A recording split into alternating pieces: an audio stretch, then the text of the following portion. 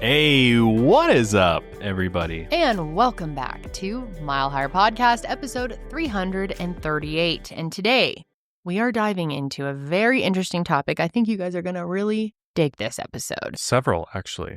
Yeah, yes. Not just one. Right. But multiple. We're talking about new discoveries that could solve the world's most ancient mysteries. And we know our audience loves this type of content. We actually haven't done an episode like this in a minute where we dive into, ancient mysteries, but it's always just so interesting. We're going to be covering everything from Egyptian pyramids and their true purpose to the Shroud of Turin, which is very new to me, very interesting stuff. And then the Emerald Tablet, which has always been fascinating. I know that we've talked about it on the show at some point years ago.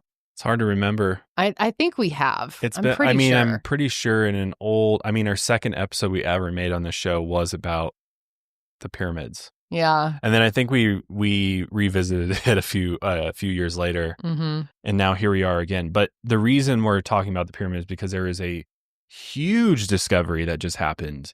Hot off the press.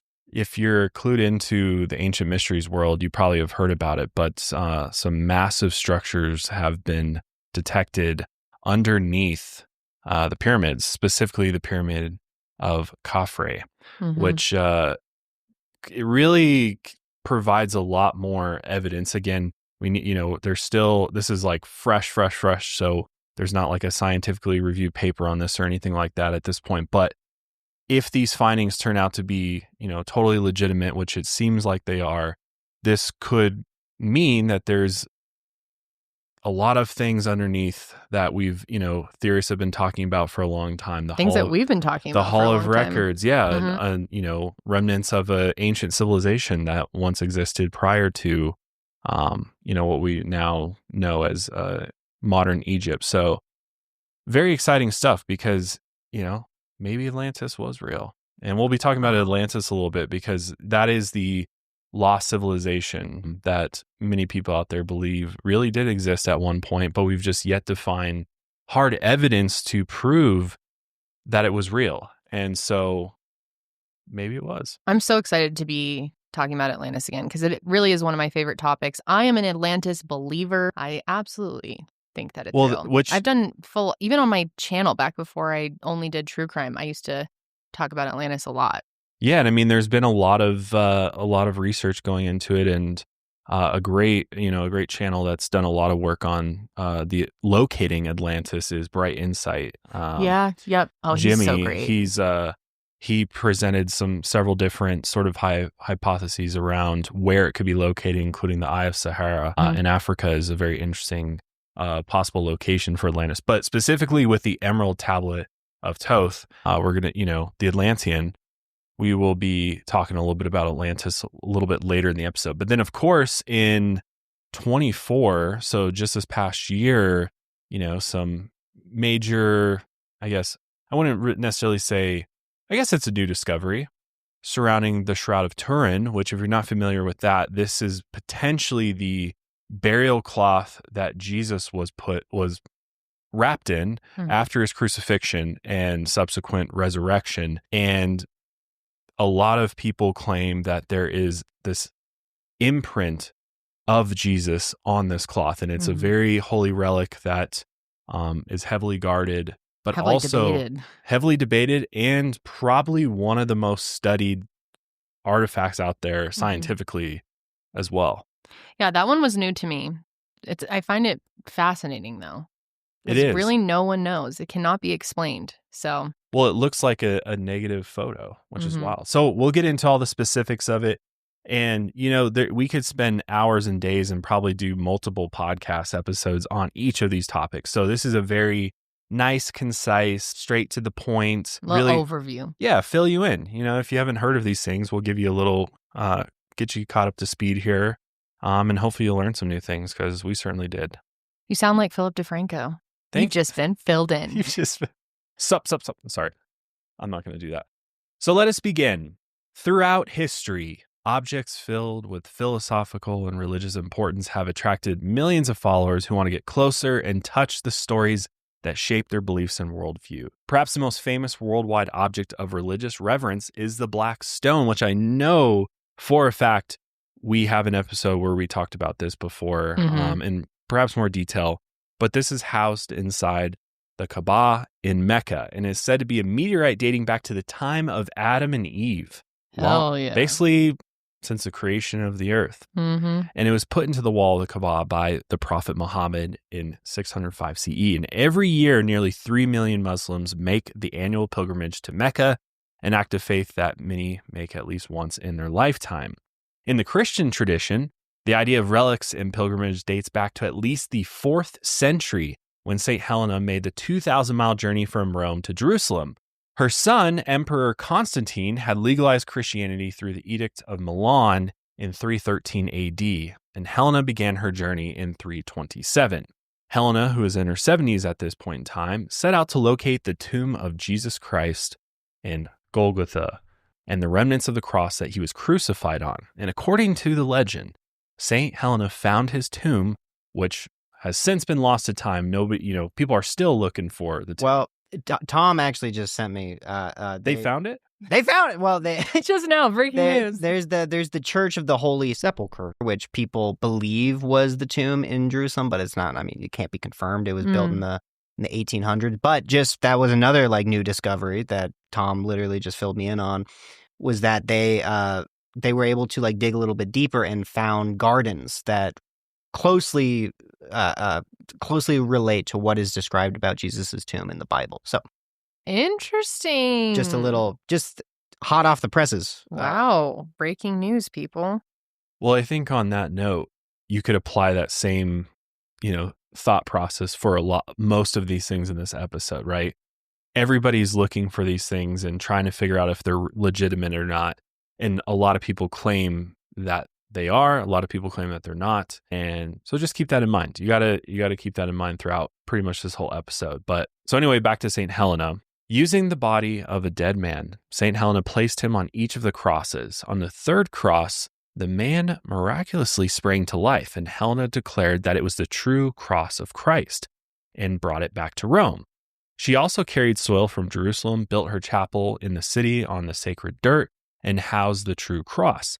Eventually, she would send fragments of the cross to churches across the Roman world.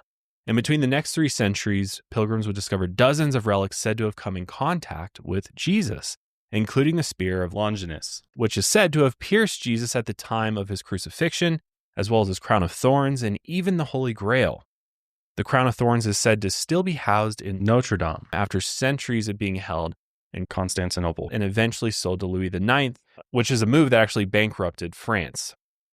And while the pedigree for the crown of thorns and the nameplate of Jesus' crucifix, also known as Titulus Crucis, is the best they could be for a single Roman execution 2,000 years ago, other objects are less so. For one, there's speculation surrounding whether St. Helena even made the pilgrimage in the first place, which would have made her whole resurrection story totally bogus. There are 2 spears of Longinus. One is in the Vatican and the other is in Vienna. And at least 2 churches claim to have the Holy Grail in Spain alone. And obviously they can't both have it. The coveted cup from the Last Supper, which his disciples drank Jesus' blood, which is where the whole concept of communion started. Oh, they drank the blood? That's wild. You wouldn't drink anyone's blood? Anyone you really Hell follow? no. People be drinking blood today. I guess so. Other countries, they drink goat's blood and everything else. I'd drink your blood, Kendall. Oh. Would you? Oh, that means a lot to me. I've tasted mine. Well, Everyone's tasted their own blood. I'm not going to lie. Sometimes I like it. Ew, what? Like when I get a little cut. Okay. Okay, that was... Don't judge me. No, I don't. It's fine. It's fine. I kind of like the taste of I think my we're own blood a all little curious about bit. it. Not like a ton, but like if I have a little paper cut, I'm going to like... Okay, vampire. A little salty. A little It's my own irony. It's blood. irony. Yeah, You can do whatever you want with your own blood. Right. Yeah. It's my blood. That's my right as a human being on this Your planet. body, your choice. That is my body, my choice. My blood, my choice. So even in the Middle Ages, so many churches claim to have a piece of the true cross that Pastor John Calvin said you could use the pieces of wood to, quote, fill a ship. Perhaps most famous modern-day relic of Jesus is the Shroud of Turin, which claims to be a piece of cloth that Jesus was wrapped in following his crucifixion, as Josh explained earlier, and the fabric has the photo-negative imprint of a man who looks a lot like the classic renditions of a bearded Jesus. And it's not just Christianity that claims to have objects of worldwide importance. The Emerald Tablet of Hermes Trismegistus is said to be the starting point for tales about Atlantis and modern-day New Age movement, and still is, in fact, the blueprint for what would become modern-day chemistry, which is really interesting. And some say the tablet is lost to time, others say it never even existed, and some say that it's buried underneath the Great Pyramid of Giza. And as of just a few days ago, well, when we're recording this episode, we're recording on March 26th, so this just happened for us. A couple weeks late for you guys, or like a week or so. But a hidden underground structure was discovered underneath the Khafre Pyramid in Giza using radar scans of the area. So, with so many objects of historical and religious importance just floating around, is believing in these relics an act of faith itself? Some would say yes. I would say yes. Even though I like this crap, I think it's awesome. I do too. Mm-hmm. Mm-hmm. But I definitely would agree. An act of faith. But there are a lot of people that take it quite literally. Yeah, and that is their right. Yeah, absolutely.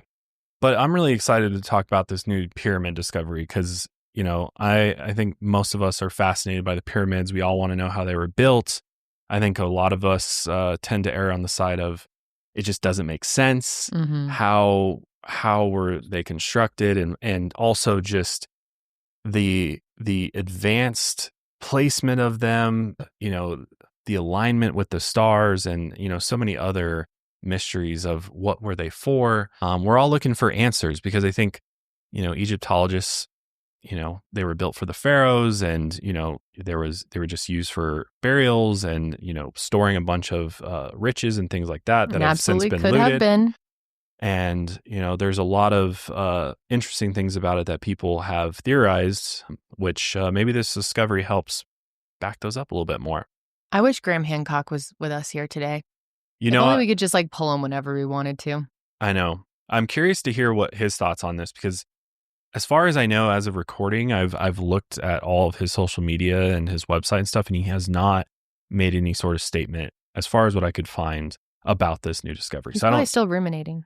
I don't know what he thinks. Maybe by the time this episode comes up, he'll have made a statement. We can pin it or something. Which, if you want to know more about the pyramids, more knowledge than either Ken or I have, certainly, that is a great episode on our YouTube channel, or I guess it's on the podcast as well. But he goes in. I mean, we spent a good 2 hours talking about this very subject. So that was the ancient Civ episode, not the psychedelic one, because YouTube majorly suppressed the psychedelic one. But yes. Very much so. Not shocking. All right. So scientists, they discovered a large underground structure underneath the pyramids of Giza using radar scans of the area. The scientists involved in the discovery were Corrado Malonga from the University of Pisa and Filippo Biondi.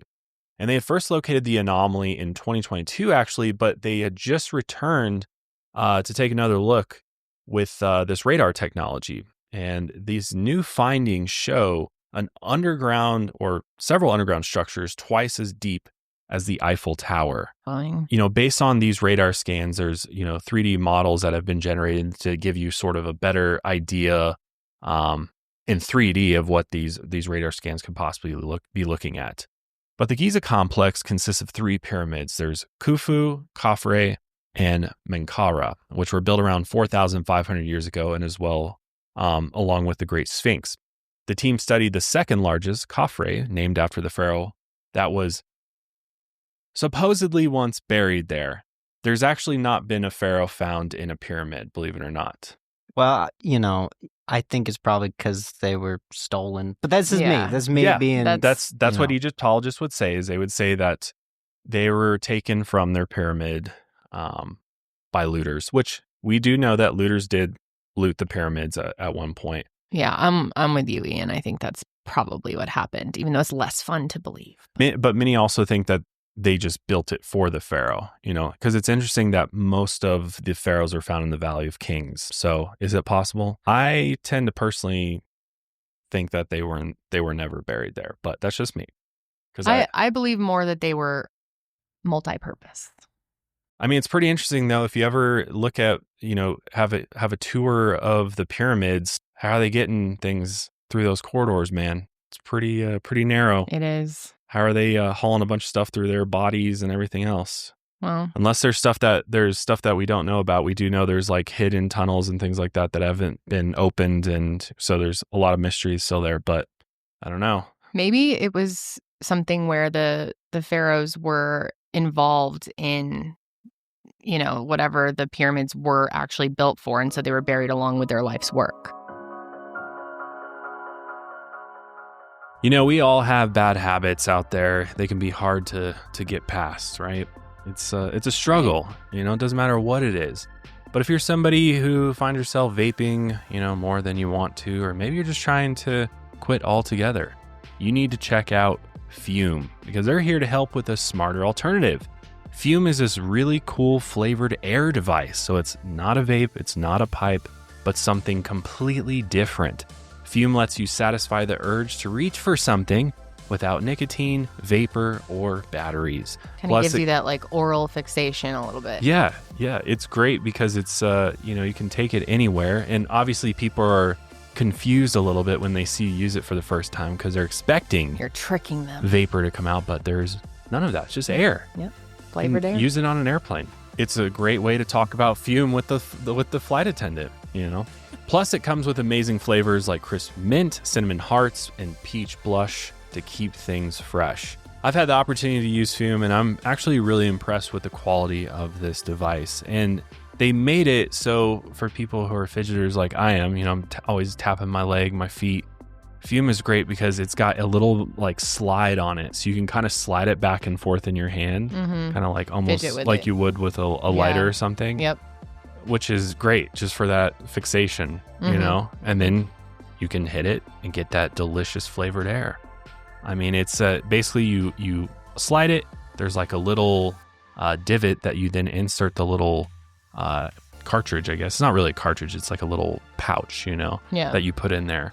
And basically when you breathe through it, it's running the air through this little cartridge, and it flavors it for you without the vapor. Fume has already helped over 400,000 people take steps towards better habits, and now it's your turn. To kick off the new year, use our code MileHard to get a free gift with your journey pack. Head to tryfume.com. That's tryfum.com.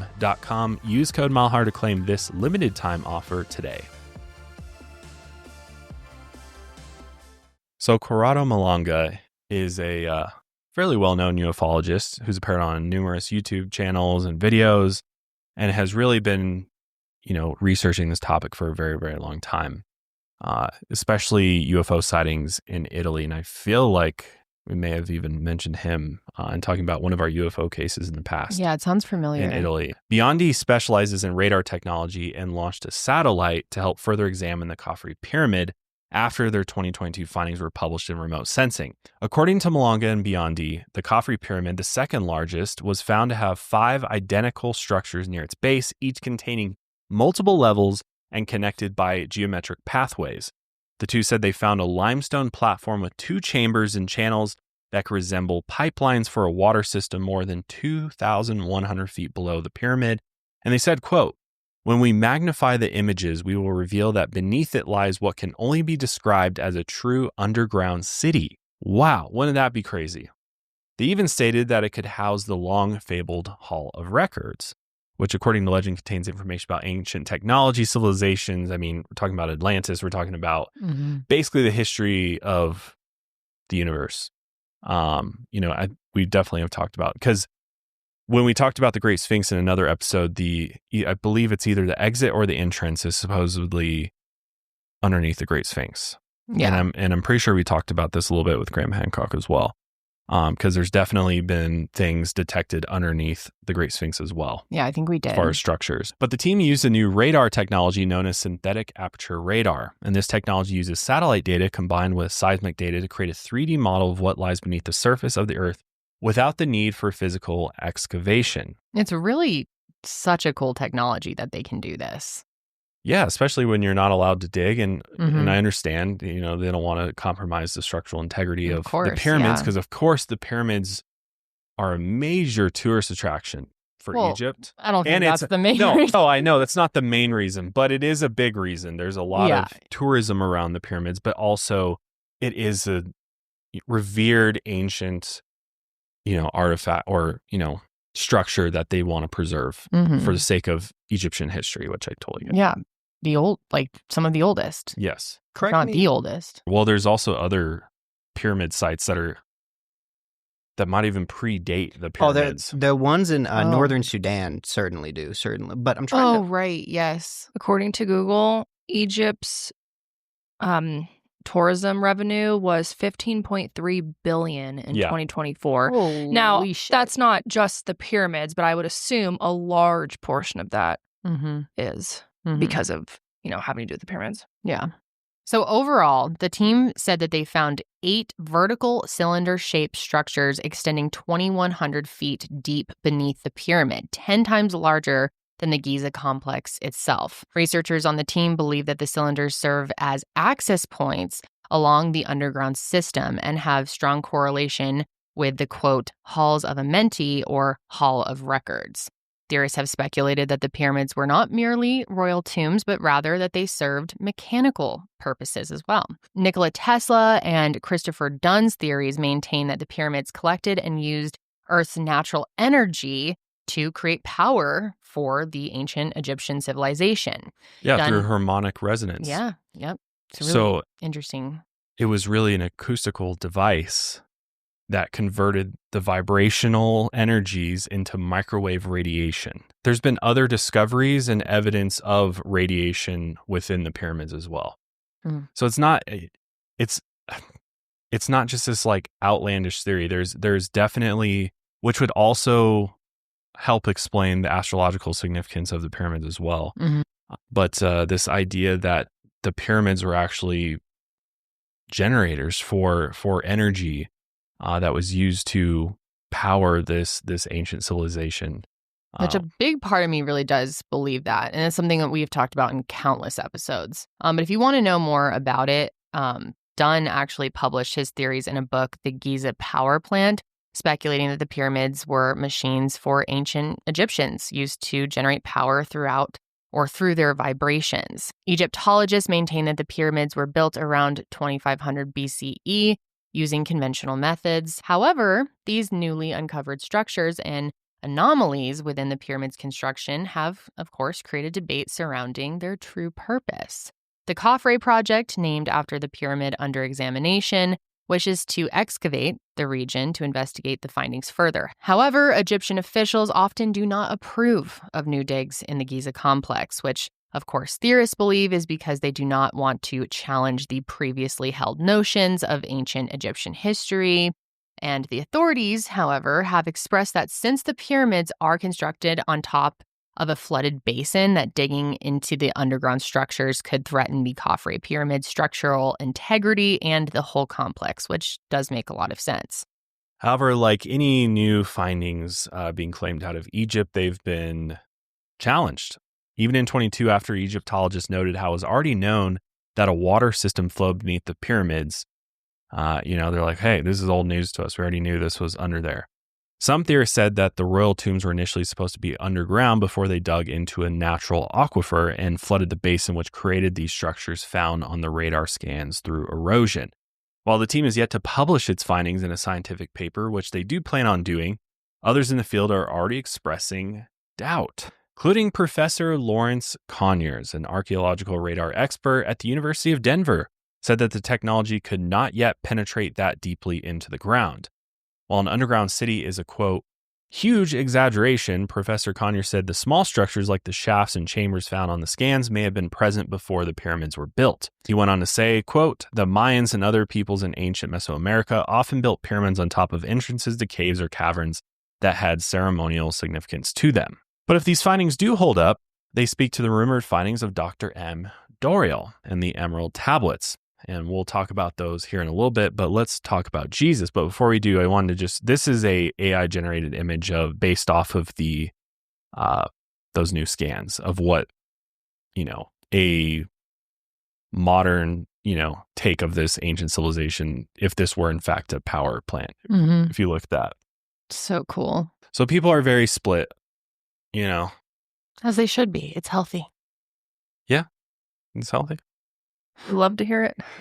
We love to hear. We love to see good research, but But anyway, back to Jesus. But let's talk about Jesus, man. Jesus is my homeboy. I remember that. You remember that? I remember that. Wait, I always thought saw you shirts just like randomly that. said that. No, people used to wear shirts. Well, I'm sure people still do. It says Jesus is my homeboy. Oh, okay.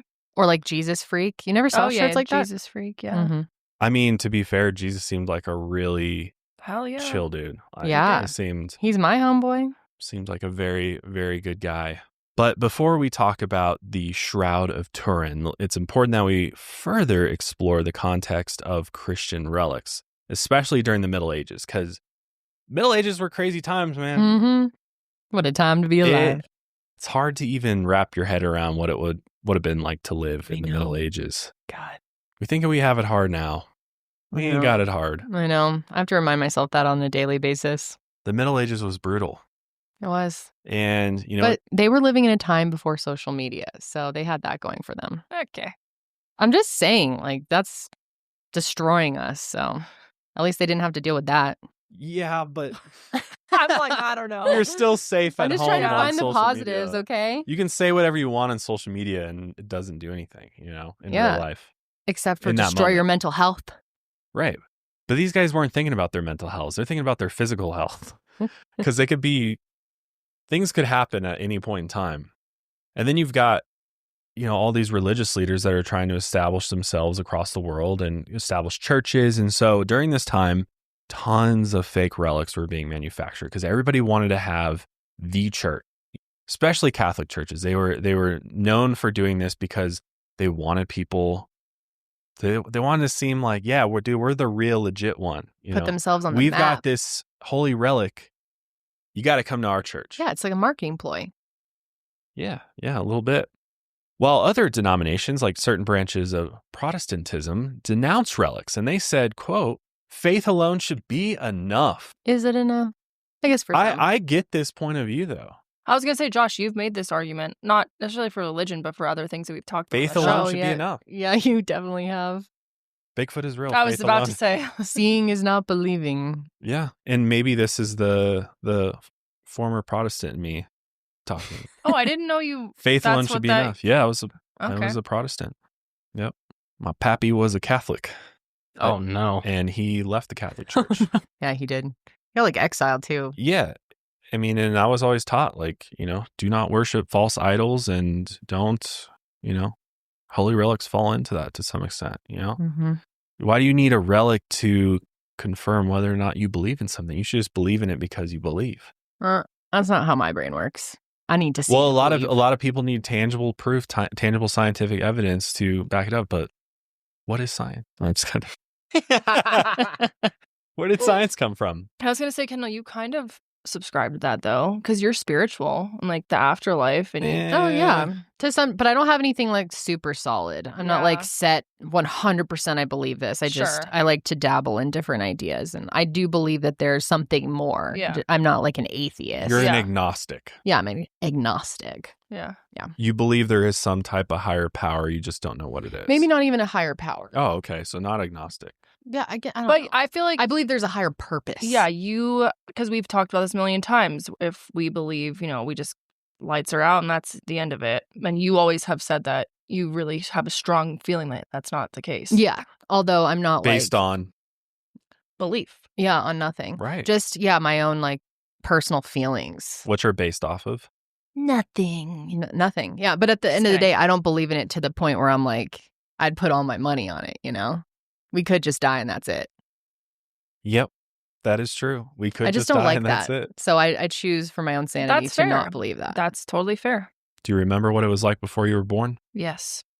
It was quiet. It was cozy. It was dark. But it In was the good. womb. Being in the womb was lit. Well, that's the thing is maybe it does return to that. And that in itself to me is comforting in some way. I know my grandma, before she passed, I would always be like, I don't know, we'd have talks like this. She's like, there ain't shit. I'm going in the ground, going with the worms, and that's the end of me. She would say that to me, right? It's like, okay. That's her right to believe that. It is. I respect it. Well, anyways, Don't back to like these it. relics here. We're talking about these holy relics, okay? Okay. Serious stuff. The whole purpose of having the relics was so that they gained more respect, more clout, right? More clout. They wanted More to be relics, clouted. more clout. Mhm. Catholic churches in the Middle Ages. So it was like full on, wars are fought over these things. Everybody's going for Jesus's relics, man. I mean, if you had Jesus's relics, your church was pimping, man. You're doing really good. Bringing in big numbers. Ark of the Covenant, Holy Grail, Shroud of Turin. Imagine if a church had all of them. It would be the only church. That'd be crazy. That'd be a crazy church. Well, and I think, this is off topic a little bit, but I think that's why there's so many theories around the secret library of the Vatican, going back to that episode. Totally. It's just like, oh my God, they're so fucking powerful that they have to have all of this. Yes. Yep. That's a great point. I think the Vatican is a perfect example of everything that happened in the medieval ages. There was a purpose for all of it because ultimately the Vatican came out on top. They have their own freaking country. Yeah. With their own. God, I always forget that. They're their own country within a country. And then they have the secret archives, the library and everything else. And of course, all these relics that we'll be talking about, people throw it out there. Maybe they're in the Vatican, which would be absolutely, that'd be nuts. The Vatican has all this. They somehow got a hold of everything and they're keeping it hidden. But why? Wouldn't you want humanity to know about these things? And wouldn't you want to market it a little better? Wouldn't the Vatican want everybody to know that Jesus Christ was real and that Jesus Christ died on the cross for our sins? So they probably don't rose have from it. the dead? They don't have any of this, probably. There's a lot of theories out there, man. Yeah, that's a topic for a different day. Maybe they're not in the business of good. Maybe. Hey, you know what? That's a new theory. No, dude. The most experienced Vatican exorcist said the devil is in the Vatican. Oh yeah, we've talked about that. Yeah, we've covered Father that. Amort. Right. That guy changed my perspective. Oh, really? Because I don't trust the Vatican. I mean, not many people do. I don't. There's something weird, possibly nefarious going on there because the devil's in the Vatican. Why? What else do they have going on? Anyways, we're getting off topic. Let's go back to the 5th century. Rein it in. 5th century. As early as the 5th century, bishops and high-ranking church officials were against the trade of these hoaxed items as it created an entire market of swindlers and fraudsters. Soon, there were thousands of nails used in the crucifixion just floating around Europe, and boulders supposedly to be the resting rock of Mother Mary were carted around from church to church. Oftentimes, churches and their leaders relied on these hoaxed religious relics to gain respect and clout from the lower classes in other countries. And as previously mentioned, Louis IX bankrupted France to purchase Notre Dame's crown of thorns, hoping that it would lead to greater power and political prestige in Europe. But what's interesting is that even these hoaxed items have well-documented pedigrees that place them being found in the 4th and 6th centuries. However, there is no mention of the Shroud of Turin being found around this time or anywhere near Jerusalem at all. It wasn't until the second half of the 6th century that early Christian pilgrims mentioned burial cloths, and even they had doubts about how they had been preserved and what form they took. Plus, with major items like the crown of thorns and the Holy Grail already found, these pilgrims began to find more obscure items like the bathtub of baby Jesus, his cradle nappy, his umbilical cord, his baby teeth, the tail of the donkey that he had rode when he entered Jerusalem, the bodies of his grandparents, even the milk of Mother Mary, and her wedding ring. Which, okay, also, one pilgrim even claimed to have found the foreskin of baby Jesus. Imagine what that discovery would have been like. What did it look like? I don't know. Be really, really old at that point. Nasty. Also, I just have a question. When it comes to the tail of the donkey, is this where, because I didn't know about this whole tail of the donkey that he had rode in when he entered Jerusalem. What did they chop it off, this poor donk? It's not really explained because in the Bible they did not chop off the donkey's tail. It just didn't happen. So I imagine what would have happened is they went on down to Jerusalem and there was some guy they met there who was like, this donkey tail? Guess where it came from? This is the one. This is the one then. So my question is this where Eeyore came from? Because his tail is nailed on. Where did pin the tail on the donkey That's even my come next from? question. Yeah. Pin the tail on the donkey. Does Eeyore and pin the tail on the donkey go back to religious theories? Very curious. That's a very, very curious question. Because I've always wondered what's up with his tail being nailed on. That's so violent. Yeah. And then pin the tail on a donkey is such a weird thing, but we all did that. Pin the tail on the kids donkey just comes from rural Wisconsin. Oh, no way. In the 1880s. Well, yeah. maybe they were inspired by Donkey religious- parties. Yeah. Donkey parties became a craze at the turn of the century. A fucking craze. It was initially a parlor game played by prominent society members. Oh, just the prominent one. Yes. Wow. I'd like to know more about that. Okay. Next week's episode. Next week, tune in. Donkey parties, where'd they come from? Uh-huh. However, the first time a burial shroud is mentioned leaving Jerusalem is in the 9th century, when the relic trade ramped up as part of the Crusades. Legend has it that the Holy Roman Emperor Charlemagne himself made a pilgrimage to Jerusalem and obtained the Shroud of Jesus, though this one did not have an imprint of Jesus. And it's not just Charlemagne who claimed to have the burial shroud. Rome also has one. Cadouin has one, and dozens of others as well. Perhaps the most respected one is the Sudarium of Oviedo in Spain, which can be traced back to the 8th century. And a sudarium, if you didn't know, is a face wrapping used in Jewish burials during the time of Jesus. So when you consider all of this, it's important to note that the Shroud of Turin is perhaps the most famous burial shroud. It's also the most recent. So, the shroud, what is it? It's a large linen cloth that measures over 4 meters in length, with blood stains matching various wounds that Jesus would have obtained during his crucifixion. What's even more interesting is that the Shroud of Turin is the only burial shroud that shows the image of a man, which just so happens to look like classic renditions of Jesus. And they're imprinted on either side in a near photographic negative, as if the form of the man was transferred to the shroud after it was wrapped around him, which is, honestly, this is pretty insane. Whether it's real or not, it is pretty fascinating to look at. Mind-blowing, honestly. So what's the history? In 1355, French knight Geoffroy de Charny showed off the shroud for the first time in a small country church in Lorraine. What would that have been like? He just shows up to it and he's like, guys, check this He's shit out. He's like Shroud Hall. Yep. Shroud Hall. Now, parading around a burial shroud is definitely not a new thing at this point in time. They've been doing it for a long, long time. But this one was different because it's the only one with this miraculous image of Jesus Christ.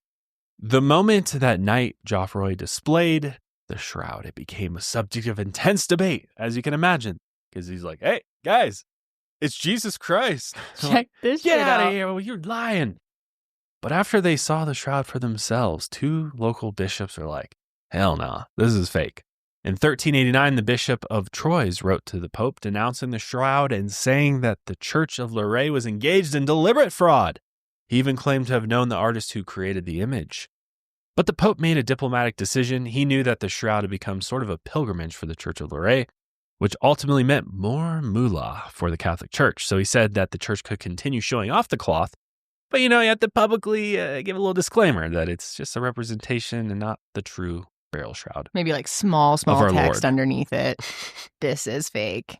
Yeah, like on the little disclaimer for sweepstakes, Yeah, exactly. the bottom of Small as possible. the cereal box. However, that didn't stop later owners. In 1453, the House of Savoy illegally purchased the shroud and moved it to the city of Chambord. The House of Savoy wanted to gain political power in the Catholic Church, and they're like, what better way than to have the Shroud of Turin? This is real. And so they began parading around and showing it in religious ceremonies because money. Yeah, and they declared it as real. Yeah.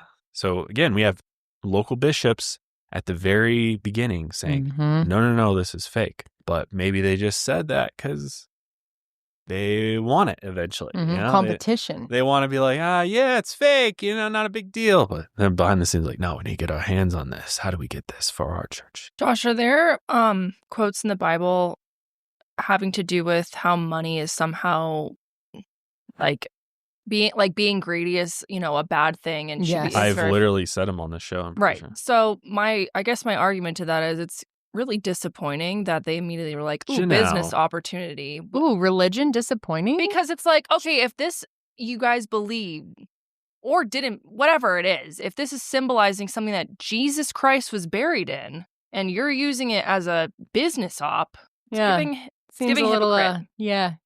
That's you and Martin Luther agree Yeah. on many things. I was just going to say Martin Luther, man.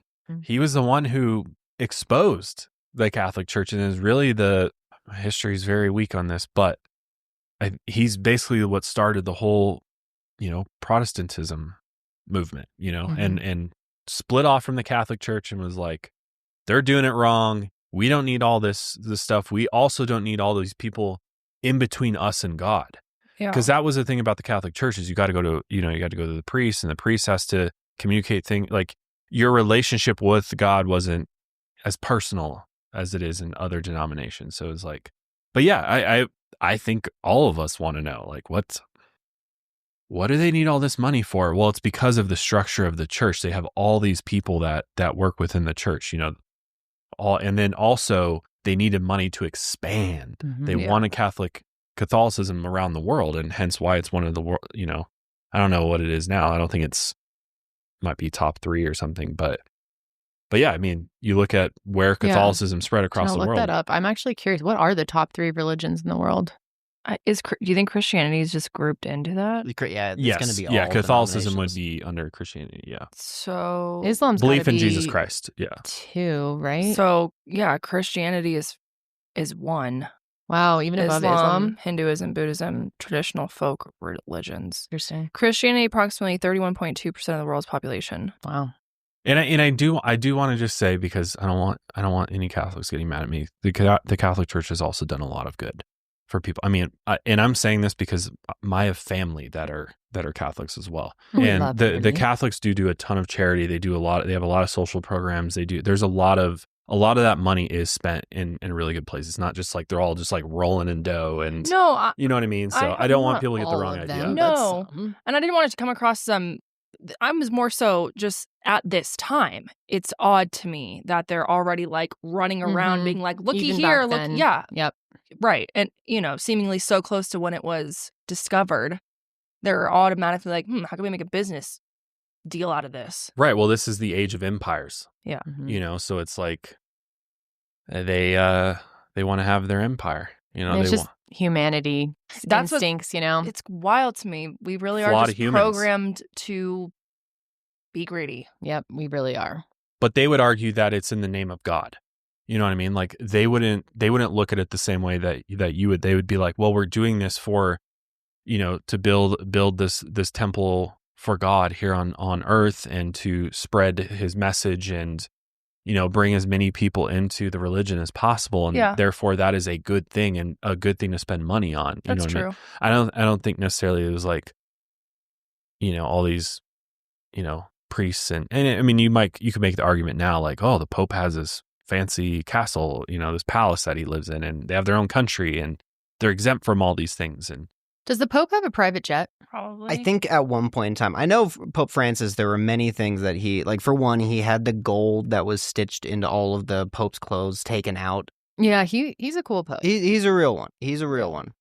The Pope does not actually fly with normal commercial airlines, but only charters the whole plane, but no private jet. But they do charter entire planes. Which makes sense. Kind of the same thing. Yeah. Honestly, it might be worse, but it's a giant plane, a commercial airline. I don't know. So if you've been listening to the show for a while, you know how much I truly love our next sponsor, Stitch Fix. And I have been a paying customer of Stitch Fix for years, far before they even started sponsoring our shows. And I truly love the service. I have recommended it to so many of my friends and family, and it has made my life so much easier because I hate shopping. I don't have a great sense of fashion, to be honest, and Stitch Fix makes it all so much easier for me. Because the truth is, shopping and figuring out your style can just be overwhelming. I think we've all been in that situation where you're trying to get dressed in the morning and you don't even know where to start, or you're trying to plan an outfit for the night before and you're just like, do these things clash? Can these go together? There's all these different fashion rules. It gets confusing. But with Stitch Fix, you just give your stylist your size, your style, your budget preferences, and then you order boxes when you want and how you want. There's no subscription required. And my stylist sends me just for me pieces plus outfit recommendations and styling tips as well. And then I keep what I love and send back the rest. It's so easy. My stylist sends me personalized pieces and the fit is always flawless. And the longer you've been a Stitch Fix customer, the better the boxes are going to be, because your stylist truly does learn your style preferences and your budget preferences as well. And a Stitch Fix for the whole fam. Yeah, they've got it for kids now. For men. Mm-hmm. Yep. Dogs. I don't think No, they have they don't dogs. have dogs yet. But That would be cool. That could be their next business venture. well, you could put Stitch Fix toddler clothing on your dog. Yeah, there's no rules. You can put anything. You can put adult stuff on the dogs. But really, like I always say, the best part for me is no mall, no stores, no crowds, no stress. Just personalized looks that I'm gonna love. And Stitch Fix makes it all so easy because they have that prepaid mailer and you just shove everything that you just don't happen to jive with into the bag and send it on back. Personal styling for everyone. Get started today at stitchfix.com/milehigher. That's stitchfix.com/milehigher. Back to the Shroud. Back to the Shroud. A fire in 1532 actually damaged the Shroud, resulting in 4 holes that were burned through the linen. And miraculously, though, the image of the man's body was undamaged, which is very interesting. The Shroud was moved to Turin in the 17th century, where a chapel connected to the city's cathedral was built to house it specifically, got its own chapel. And from then on, the House of Savoy tried to cover up the Shroud's history and potential fraud, and even tried to make the Shroud popular outside of Turin, creating painted copies that became, quote, relics by contact. And at least 50 of these copies still exist today. Even the popes, who have previously tried to cast doubt on the Shroud's legitimacy, began to say that it was the true Shroud and encouraged pilgrims to visit Turin and see it. And this would end in the 20th century. And while the Shroud lost its popularity in the 1800s, its first photograph in 1898 renewed its notoriety. While the image was always faint in photographic negative, it was not only identical to the classic renditions of Jesus, but also three-dimensional. This is when the Shroud science truly began. So syndenology, which is the scientific study of the Shroud of Turin, has rigorously studied the Shroud since the early 20th century. And most scientists really fall into one of two camps. There's the hardcore believers that the Shroud is authentic, and then those who doubt its validity. However, typically all those involved have respected scientific careers outside of their Shroud studies. Zoologist Paul Vignon and Ulysses Chevalier were the first to establish scientific syndenology. While both men were Catholic, what's interesting is that Ulysses was a priest who denied the Shroud's authenticity. He was actually the one responsible for publishing the earliest medieval documents that called the relic a fake. In 1978, scholars and researchers founded Shroud of Turin Research Project. I'm sorry, I just had to. It's STURP, STURP. Stirp. Yeah. It reminds me of that TikTok where they're like, perp. He won't let me perp. STURP. We love STURP. Big fans of stirp. We love STURP, okay? While the group had differing opinions on the Shroud's origin, their main focus was figuring out how the heck did the image get made in the first place, man? That's the mystery here. How did this happen? Some suggested that it resulted from a body coming into contact with the cloth with, blood, sweat, and body oil leaving an imprint, as this is kind of the theory that many learn in Catholic school, even if it falls short of calling it an authentic relic. But some even suggest that it could have resulted from medieval or early photography or maybe magic. You never know. If the linen had some photographic qualities, as far as we know, that's pretty unlikely. But maybe the image was projected using pinholes over a long exposure period, and it could have resulted in the photographic negative image left on the Shroud. Very few people actually believe in this theory, but the most interesting theory comes from Professor John P. Jackson, who runs the Shroud of Turin Center in Colorado Springs. Our neighbor. Yeah, just down the block. John theorized that out. The moment of resurrection, Jesus' body emitted ultraviolet radiation that stained the Shroud with his image. Now, there's a lot more science that goes into this. This sounds like, what? Yeah, John's paper on it is nearly 40 pages long. Yes. It's really intense work he's doing to explain this. Yes, and a similar scientist is nuclear engineer Bob Rucker, who's been a nuclear engineer for 40 years, who has dove into the science of this thing. I found a clip of him attempting to explain this on a YouTube channel to somebody, and I just want to show you a short clip because he kind of breaks it down a little. Who is this? I show the image of the face. Who is this? 2 criterion. 1, he was crucified exactly like Jesus was crucified. Yeah. Criterion number 2, an extremely brief, intense burst of radiation from his dead body produced the front and back images of his body on the cloth and produced new carbon-14 on the cloth, which shifted the carbon date. Now, if you look through all of the historical documentation that's available to humanity, there's only one person and one event that could satisfy these 2 criteria, and that is Jesus in the resurrection. This is the first time we have scientific evidence proving Jesus' resurrection. Just so you can see, I mean, here's a nuclear engineer who's very confident that this is scientific evidence of not only that Jesus died, but that he was resurrected. That there's only one human on this planet that could have something like this happen after they're revived. Well, and I mean, that's what I will say about the syndenology in general is that, like, all these dudes are smart. Like, no matter what way you fall on it, whether it be the real thing or a fake, it's like these are guys who are way above me in terms of research. And, you know, even if you don't believe in the resurrection, they do have enough to prove what they believe is right, you know, and I'll give them that. I'll definitely give them that. Yeah. But I would say, how does this prove that it was Jesus? Right. Because we don't know that it was Jesus. For all we know, this could have been a lot of other people. You know what I mean? Could have been an extraterrestrial for all we know. I mean... Oh, here comes the comments for you. Hey, you know what? It could have been a lot of different people. No, I think that's a fair question. I think it's very fair. Nobody fucking knows at the end of the day. Well, people like to say they do. Yes, if you're looking at it through the lens of Christianity, of course, there's only one person that, you know, came back from the dead in this manner, Jesus Christ. But then if you look at other religious doctrine, there's lots of other instances of people coming back from the dead, especially prominent religious leaders. Now, the argument would be, well, the location this was found, the time period in which it was found. What is the likelihood that it's anybody other than Jesus? Yeah, you got me there. But again, this is a theory still. You know what I mean? He's giving a very educated theory based on nuclear, you know, physics and all of these other things. But it's still a complete mystery, and the authenticity is still in question, you know.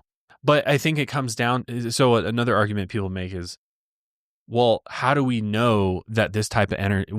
How do we know that this type of energy would be released and have this sort of effect on a fabric if we've never been able to measure this before? We don't have any other instances in modern science that gives us data to back this up. So again, it's just a hypothesis based on a lot of science, but can the scientific method be applied through and through on this hypothesis? I don't think so, because how do you prove that? We've never had anybody in known history that any of us have been around where somebody has resurrected from the dead, period. I think you need to debate Bob. Well, Bob, if you're out there, let's do it. So, back to Jackson here, Mr. John Jackson. We'll talk about him a little bit more. But they maintain that the shroud is the true burial cloth of Jesus, and they point to the unique stigmata presented on the fabric. While the crucifixion is often depicted with the nails going through Jesus' palms and feet, the shroud appears to show the wounds and resulting bloodstains coming from his wrists and ankles.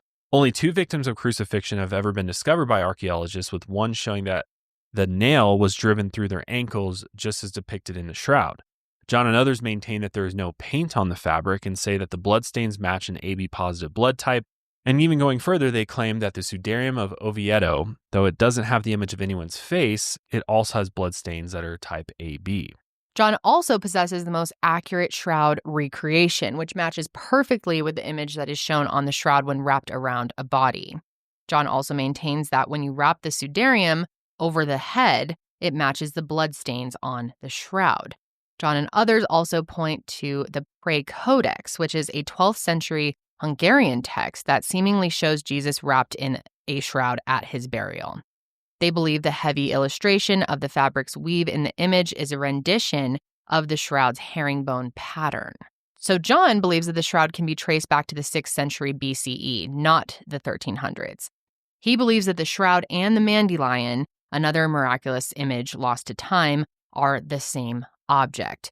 Now, the dandelion is a legendary towel that Jesus used to wipe his face, which retained his image. After that, the dandelion was supposedly protected by the Knights Templar and eventually brought to France in the 1300s. However, this is all speculation, and while John may be a respected scientist in his own right, his studies on the Shroud of Turin may involve, a little bit of faith. Starting with the cloth itself. While believers in the shroud say that it matches Jewish burial standards of the time, others disagree. Skeptics state that while the linen and cotton cloths were available, and if the Bible were to be believed, Jesus would have been wrapped in the finest around, of course. However, herringbone knits were not common at all.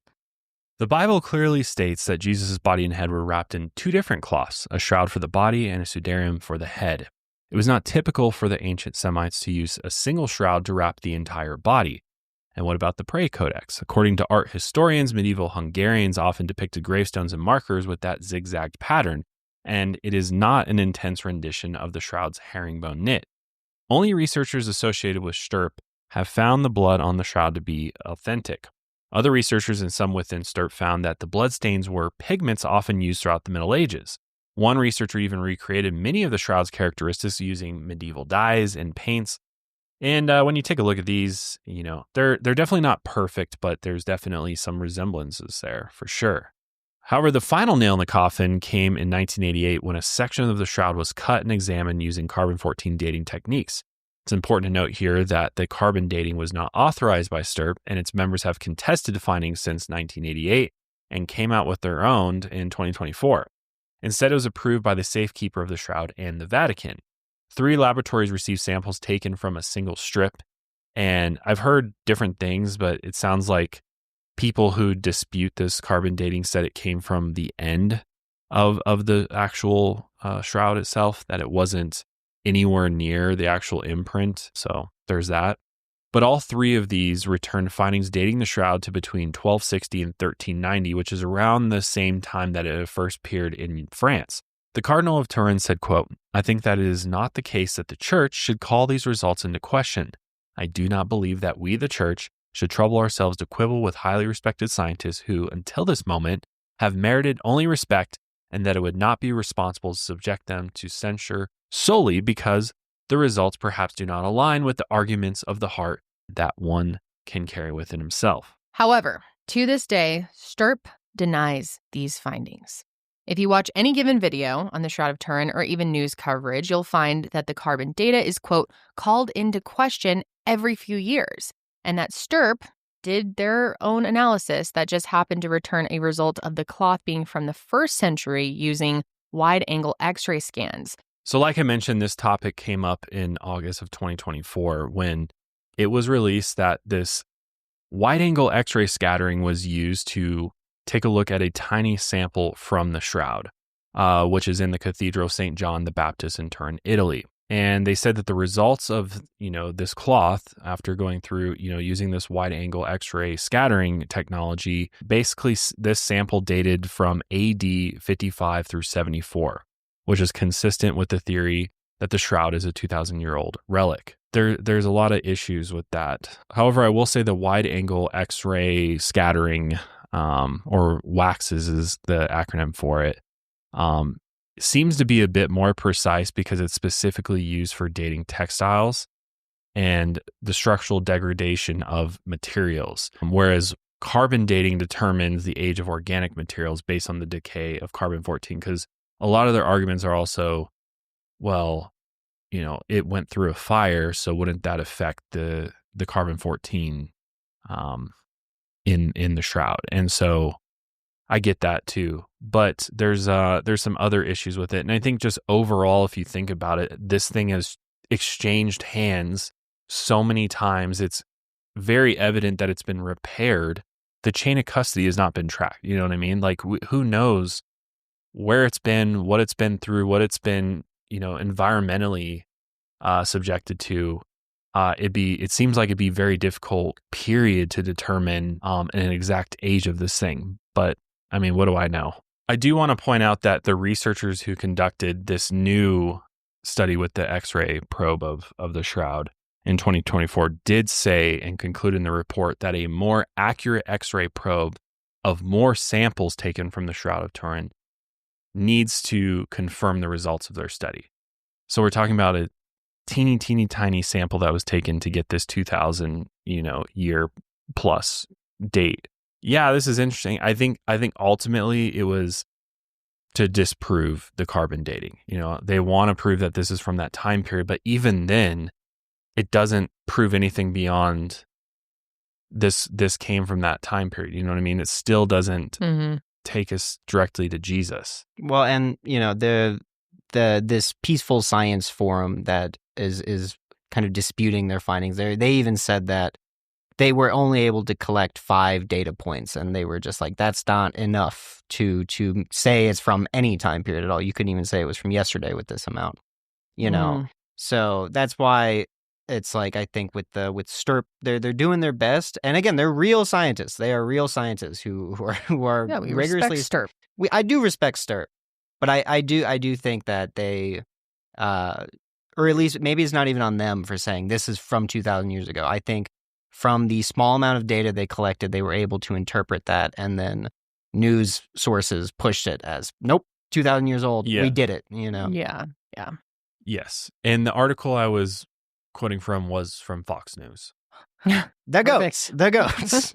So they claim that the methods used in 1988 were unreliable and fabricated, and that the laboratories did not conduct blind tests. They even claim that the piece used for testing came from a 15th century repair to the cloth after a fire. However, STIRP was present when the piece of cloth was cut and did not make any issues known until after the results were published. They also claim that pollination from the shroud's exhibitions throughout the centuries would have corrupted the test, even though carbon-14 has nothing to do with pollination or pollution. STIRP also claims that they refuse to do another test because they don't want to damage the fabric further. Well, that is partly true. Carbon dating hasn't advanced much since the 1980s, and any current test would likely yield the same results. And what's more interesting than the shroud's authenticity is how the image was made. This is really the fascinating part. To this day, scientists and artists have been unable to recreate the image on the cloth exactly using known methods. Perhaps there was a lost art in the Middle Ages that remains to be rediscovered. So what do you think, Josh? Is the shroud real or fake? And why do you think people are so obsessed with it? Because we don't know. We love a good don't know. We love a mystery. I think people are very split on it. I'm curious, see what our viewers and listeners think. It's going to be split. Where do you stand on this? You think the Shroud of Turin is legitimately an imprint of Jesus and this happened when he resurrected from the dead? Or is this possibly, I do struggle with it just being medieval, forgery. This is some type of fake relic. I think it's very bizarre. No matter which way you look at it, it's very bizarre. But just like all the other ancient mysteries out there, I think it could be some form of technology that they had that we don't know about that created this, possibly. Yeah. And I get that it looks like the classic rendition of Jesus, but one could argue that a lot of people from this time period could have looked like the imprint of this man, right? Very true. So, it's very, very difficult to say whether or not this originated from the tomb. Well, on this podcast, we certainly aren't going to be the ones to decide that. We're going to figure it out today. Yeah. Mm-hmm. We're gonna let us know in the comments. And it's fascinating. Majority rules. I'm very fascinated by this, and I am too. And I honestly do see why a lot of Christians point to this as a legitimate artifact and legitimate proof that the crucifixion of Jesus happened and this was his resurrection. Because if there was somebody that could emit this ultraviolet radiation, this type of energy upon resurrection, Son of God, potentially. Or it's some other ancient mysticism that we're not aware of, which I tend to follow along, and which especially when we talk about the Emerald Tablet and stories that are far older than this and go back even further. I think there's a lot of ancient mysticism and technology and just flat out things that we would call magic that existed that we don't understand, and I feel like a lot of historians and archaeologists, because they're basing history upon what we find, artifacts that we find, and we date them and everything else. But I feel like there's so much more out there that we just haven't found, that's either been destroyed, lost to time, and just like with the paranormal, there's things that just can't be explained, and we'll probably never know the answer to them because we either don't have the knowledge or understanding to do it. Maybe the current laws of physics and science and things that, the knowledge that we have right now, we're not able to understand it. And maybe one day we will. I don't know. And humans hate that shit. Yeah, totally. We want to know, and we want to know now. Of course. So but that does bring us to the Emerald Tablet of Thoth, which over the years on this show, I've always said Thoth. And it seems like some people do pronounce it as Thoth. I've heard it as Thoth. Thoth, a million different ways. Toth, I like even. Thoth. Toth, yeah. Although Thoth is fun too, because it kind of sounds like toast.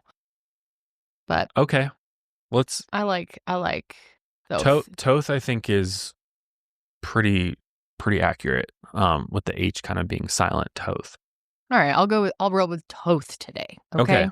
However, it's not just Christianity that claims to have relics significant to humankind's history. In the Middle Ages, a book called the Secretum Sectorum was widely circulated throughout the Middle East and Europe. And the book, whose title translates to The Secret of Secrets, claims to be made up of letters from Aristotle to Alexander the Great about philosophy and history.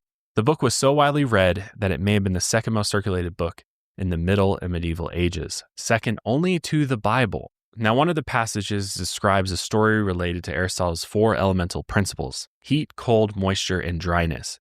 The story goes that these principles came with the Roman philosopher Balanus when he entered a chamber underneath a statue of Hermes, Trismegistus, or thrice great as he's known, a 1st century BCE philosopher who is said to be a combination of the Greek god Hermes and the Egyptian god Thoth, as well as the Christian figure Enoch. According to the story, Balanus entered the chamber to discover the tomb of Hermes, and seated in the chamber was an old man holding a tablet with this written on it. And there's a lot of renditions of this story. Some say that Hermes, the corpse of Hermes was sitting on a throne, clutching a tablet that was a emerald stone, like a crystal, you could say. But on this tablet was written as follows. Hold on for this one. "'Tis true without lying, certain and most true, that which is below is like that which is above, and that which is above is like which is below, to do the miracle of one only thing. And as all things have been and arose from one by the mediation of one, so all things have their birth from this one thing by adaptation. The sun is its father, the moon its mother, the wind hath carried it in its belly, the earth is its nurse. The father of all perfection, the whole world is here. Its force or power is entire if it be converted into earth. Separate thou the earth from the fire, the subtle from the gross sweetly with great industry. It ascends from the earth to heaven, and again it descends to the earth and receives the force of things superior and inferior. By this means you shall have the glory of the whole world, and thereby all obscurity shall fly from you. Its force is above all force, for it vanquishes every subtle thing and penetrates every solid thing. So was the world created. From this are and do come admirable adaptations, whereof the means is here in this. Hence I am called Hermes Trismegistus. I have 3 parts of philosophy of the whole world. That which I have said of the operation of the sun is accomplished and ended." Like I said, there's a lot of it. This is the interpretation from the Secretum Sectorum. But if you look at like the Hermetic texts, a simpler, I would say, kind of similar passage would be as above, so below, so within, so without. is the second Hermetic principle. But it's basically sort of the same philosophical idea that what occurs here on Earth also occurs in the heavens, the planes above us. They're very much interconnected and related. Kind of this universal interconnectedness is a very basic understanding of this principle, which I really love. And I don't know, I think it's really interesting, just like the lineage of it, as well as like the Secretum Sectorum itself was, a Latin translation of ancient Arabic translations of ancient Greek writings, of potentially ancient Egyptian writings. And then since then it's just been translated a million. Even Isaac Newton has a translation of the Emerald Tablet. So it's like it's been passed around by so many like great thinkers. I think that's just like a very fascinating element of this whole story. So the meanings behind the cryptic texts are manifold. Some believe that it is just a philosophy on how everything is related, and others think it's about transformation. And others believe that it is instructions on how to create the Philosopher's Stone. Once made, the Philosopher's Stone can transform base metals into gold, like King Midas. It is central to medieval alchemy, which was started by the teaching of Hermes Trismegistus. Now, Hermeticism and alchemy are closely related, as they believe everything is connected and linked through transformation.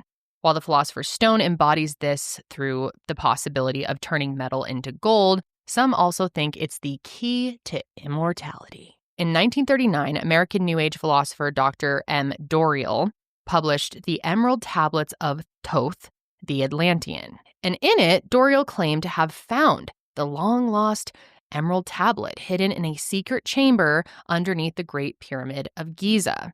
And not only that, it wasn't just this single tablet, as described in Aristotle's story, but a collection of emerald tablets that told the secrets of the world and history of Atlantis. According to Doriel, Hermes Trismegistus and Thoth was a priest king in Atlantis 38,000 years ago. He was not only tasked with keeping the secrets of Atlantis and the history of the world, but also recorded the key to immortality throughout the tablets with what would become the Philosopher's Stone. Because according to Doriel, after Atlantis sunk, Thoth and his followers migrated to Egypt, where he not only founded the kingdom of ancient Egypt, but had the Great Pyramid, constructed to house the history of Atlantis, its scientific achievements, and the truth behind its sinking. Doriel believes the words in his text respond to mental vibrations within the reader. Now, Doriel's an interesting guy. He founded the Brotherhood of the White Temple, which is still based out of our backyard, Colorado Springs. Should take a field trip sometime. But the Brotherhood isn't the only New Age philosophy that came from the teachings of Hermes. The Hermetic Order of the Golden Dawn, a lot of people know about this or have heard about it, also followed the teachings of Thoth and claimed to know how to make the Philosopher's Stone. And unfortunately, they believe it is made out of fermenting your own pee. Love that. Because I think Golden Dawn, golden Shower. being urine, dawn meaning morning, best time to collect urine. Mm-hmm. So there you go. Put the two and two together, which is a very fascinating group of characters. The famous occultist Aleister Crowley was a member of the Golden Dawn. Future Lights Out episode. But many 18th century philosophers believed that it was made of urine, and these findings were even documented in the contemporary book, the Book of Aquarius. Now, the Book of Aquarius was published anonymously online, and it provided a step-by-step process for making this Philosopher's Stone, and even had a forum on the website for people to discuss their findings. It's all very bizarre because it all just kind of popped up randomly online.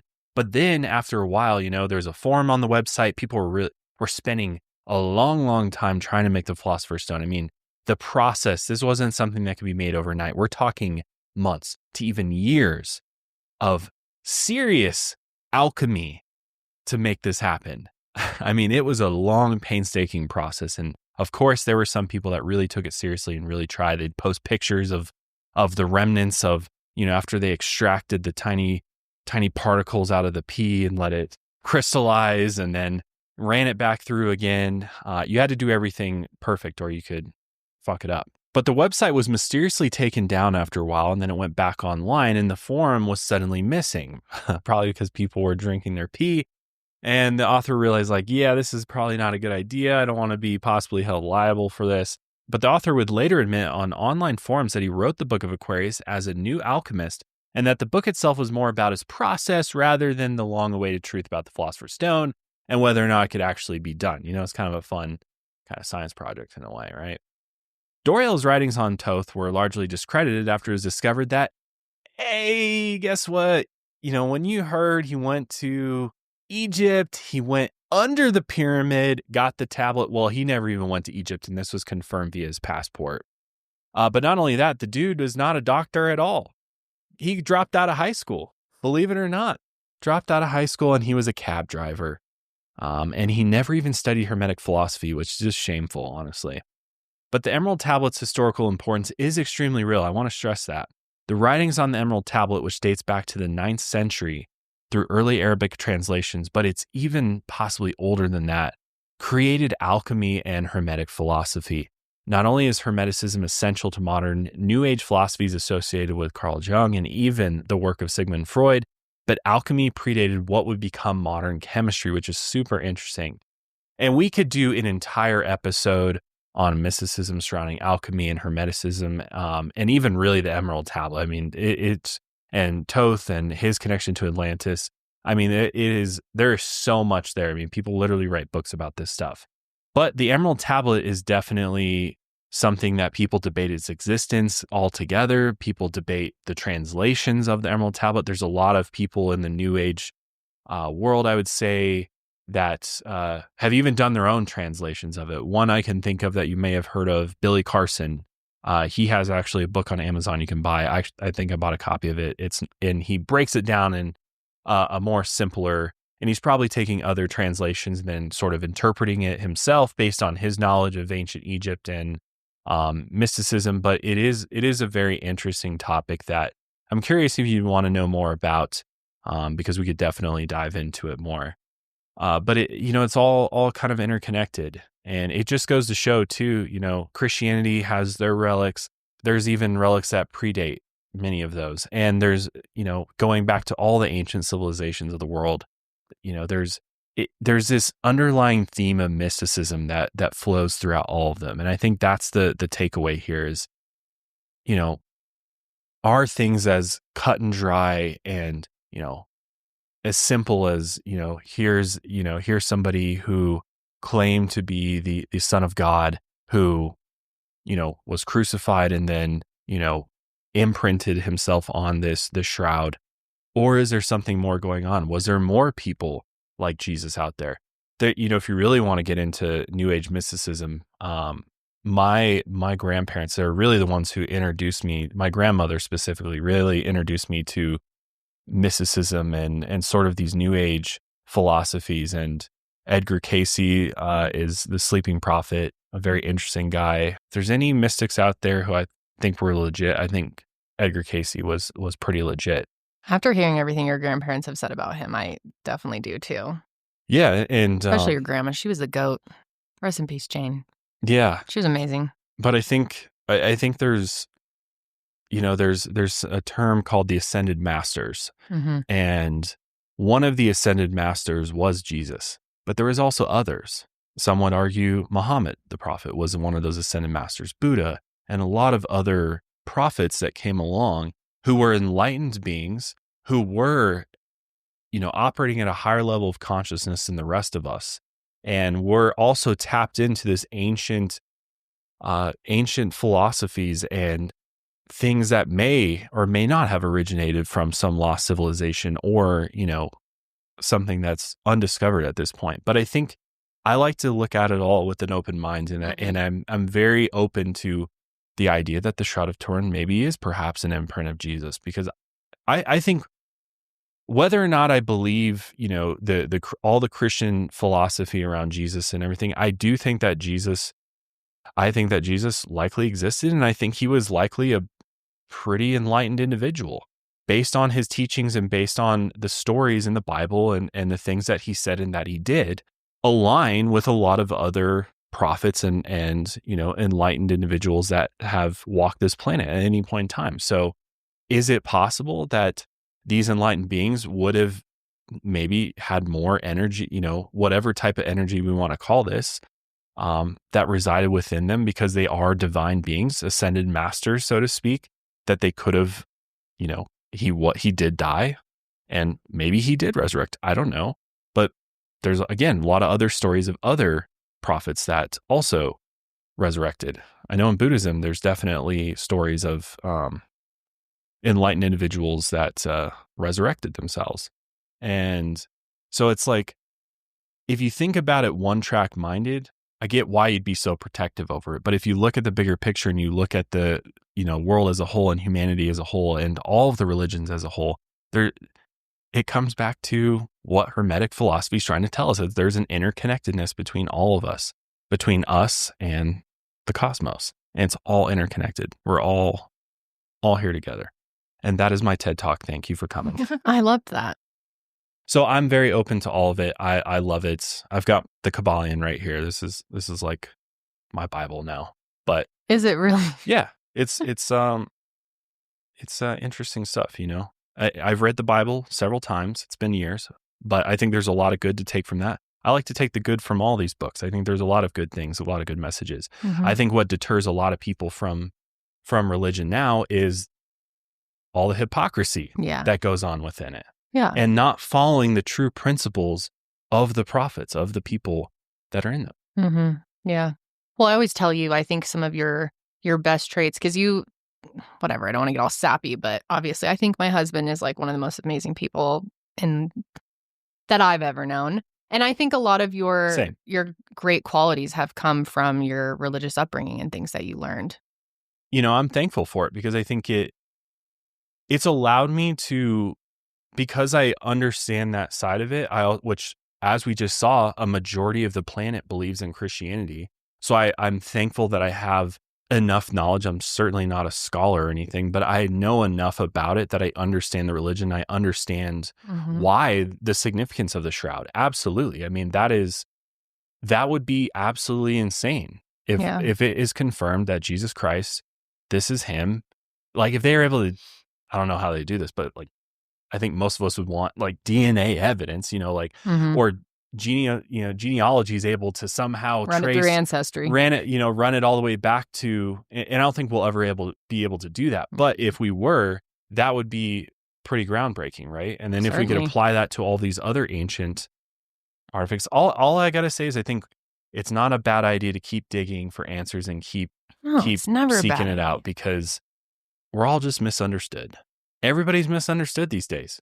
It's true. We're all misunderstood, and that's why we're all fighting, and we got to find a level playing field, and we all got to admit that at the end of the day, we're all just humans trying to make sense of this shit. Yeah, we're just relying on faith. All of us are relying on faith every single day. Whether you're religious or not, we all rely on this faith to some degree. That we wake up tomorrow and get to breathe the air again. We rely on faith that that's going to happen. We don't know that it's going to happen. Something could happen in the middle of the night and that's the end of my existence. But we go to bed with the faith that I'm going to wake up the next morning and I'm going to get out of bed and take a breath. If you look at it from that point of view, I don't know where I'm going with this, but this is taking a wild turn. But that point of view, I think on the simplest level, we are all the same. We are all operating from the same wavelength. And what's happened is that certain aspects of religion have attempted to separate us and and make us feel like we're different from one another, and that we are not the same because of X, Y, Z, and that I have the truth, I have the right version of events, when it's very obvious if you really look at things that, yes, there's a lot of things that make sense, and that there's a lot of factual evidence to back up a lot of things, but it's just one part of the bigger puzzle here. It's just one part. But if you can look at all the pieces together and you can start putting it all together, you start realizing like, whoa, actually they're not so different from we are. They're looking at this the same way that I am. They have a similar figure that they're looking at. What? Maybe they are part of the same club. Maybe they are part of the same fountain of knowledge and wisdom and one would say creator, you know what I mean? So I don't know. That's my philosophy talk. Thank you for coming. I liked that. But thank you, Josh. I just, want to tie it all together and leave you with a good message. My next sermon will be 9:30 this Sunday. No, but I love this stuff. I think it's interesting. I love thinking about where we came from and how we got here and where this knowledge came from, because it's far more fantastical than I think a lot of us realize. And there's a lot of shit we don't know. Yeah. Ain't that the truth? That's what makes it fun, though. Being a human. Yeah. Just trying to figure it out. I think I always say this, but part of the soul's development, which is like the one theory or like spiritual belief I really have, is that we're here to develop, to learn, and that's really our sole purpose. And to have fun along the way. Well, hopefully you had fun with us today. This was like an OG Mile High episode. I love it, man. It feels so good to just sit here and roll, man. And I know. I love listening to you and you're on a roll. I know so many of you probably haven't even tuned in because you're like, they're not doing true crime today. Yeah. We know that our core audience really just likes the true crime. I just want to say I appreciate every single one of you that did tune into today and especially sat through to the end, because y'all are the real ones, here for the, all the discussions. If you are still tuned in, comment a real one. Yeah, below. just comment. I'm curious. A real one. A real one. Mm-hmm. But let us know your thoughts on all these. Let us know about the Shroud of Turin specifically, and what do you think about the Emerald Tablets or Emerald Tablet, I should say, and this new discovery, man. Let's see where it goes. If we find out that there's a whole civilization underneath all the pyramids and these things really do exist, it's going to break. I want to believe that. I truly think that in our lifetime, we are going to have some just earth-shattering discoveries that are going to completely... Dude, humanity needs that. Completely blow our minds to the point where we're like, whoa, okay. We're not as smart as we think. We're not as developed as we think. We're not as advanced as we think. And maybe when that type of thing happens, that it will create more unity among us, because I feel like we're just more divided than ever, or at least in recent history. But anyway, very interesting. Let us know also if there's any other topics kind of in this realm that you'd like to see us explore or dive more into. I would love to do that. I always love learning about these things. So, but that is going to be it for us today, guys. Thank you so much for joining. And I also want to echo Josh. We really do appreciate all of you, especially those of you who have been with us for years, or some of you that have been with us since we started this show in our basement and the marshmallow just days, blabbing. Oh my God. Don't even bring I've that been up. silent for so long. The cringe. But you know what? It's part of our history. It's part of our journey, man. Mm-hmm. It led us here. So, hey, we're doing something right. That's right. Mm-hmm. And now we have Ian. Yes. Everybody loves Ian. Ian, you've become like a real star of this show. I love you guys. I think I said that last episode too. I think we always end like this now. Oh my God, I love you so much. We are not paying you Ian so to much. say that, by the way. They're not paying me at all. No. He's here for free. I love it, man. Out of the He's a passion. volunteer. Love of the game. Love It's an internship. He's doing unpaid. But yeah, there was also so much love in the comments, not from last week's episode, the one before that, for Tom and Ian. Mm-hmm. So I just appreciate that you guys love our team so much and show us all so much support. It drives us to come back here week after week and do more of this and genuinely just have hang the out with you coolest guys. job. We do. Like, we're so grateful. That doesn't get lost on us. I love this show so much, so much. But yeah, that's going to be it for Mile Higher Podcast today. We want to hear from you on everything we talked about. So let us know your thoughts. And we'll see you next week. But until then, keep on taking your mind a mile higher.